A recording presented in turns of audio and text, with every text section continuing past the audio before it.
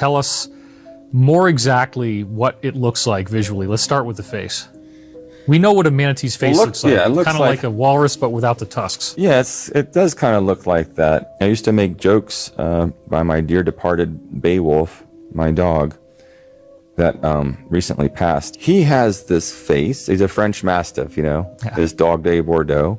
But it's very human. It's more stout instead of having the big, like a manatee has this big blubber snout, you know, with all the whiskers. Yeah. It's more contracted. And the eyes are pitch black, and they're very close together on these beings. And they're very obese looking.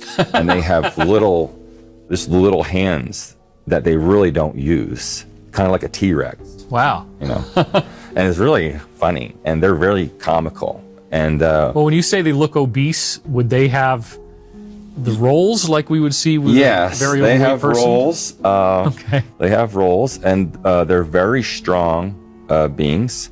And they also have these short, stubby legs, you know, maybe 24 inches, you know, up to where the knees go into the body starts. But they're very tall, very large.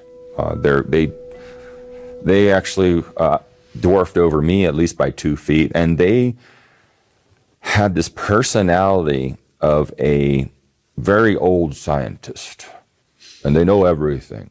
And they have this thing about, their main thing is history, about how they came to be the enlightened Aquafarians. They compete with the dolphins, and, you know, it's a very funny thing, just kind of like my dog does. You know, he knows everything. And I get this real humble feeling, but they can talk.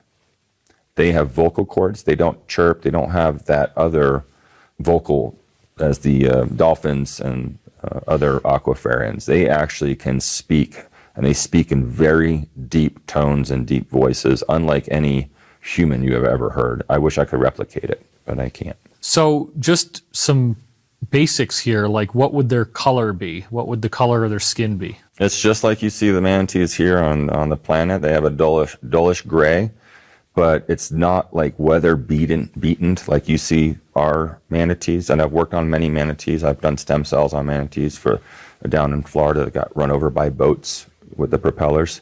And they have a very more smoother texture skin that has a sheen to it.